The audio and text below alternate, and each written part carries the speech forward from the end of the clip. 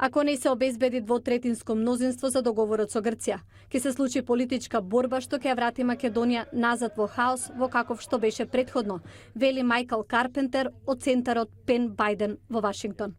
My personal opinion is that there is no viable alternative to this name agreement. Мислам дека нема подобра алтернатива за договорот за името. За жал, или го прифаќате или го одбивате.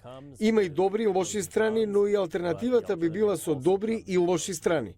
Македонците треба да одлучат сега, бидејќи некаков нов договор би можел да договараат дури нивните внуци.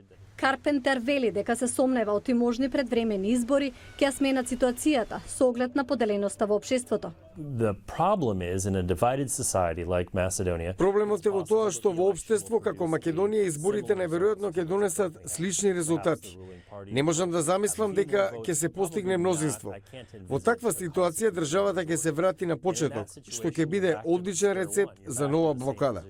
А тоа е, вели тој, шанса за странските актери како Русија да плаќа групи да протестираат против промената на името и да се меша во внатрешните работи, со цел да предизвика дестабилизирачка состојба во државата и регионот. Is FYROM really a better name than North Macedonia? Дали FYROM е навистина подобро име од Северна Македонија?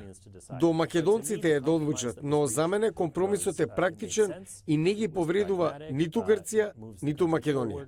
Карпентер нагласува дека национализмот е балканска политика која трае со векови не само во Македонија, туку и во Србија, Босна, Албанија и во целиот регион. Но македонците треба да застанат сега и да размислат за шансата која се јавува еднаш во генерација. Дали ќе одберат иднина каква што има изминативе години или европска перспектива која ќе донесе инвестиции, стабилност и помирување со соседите.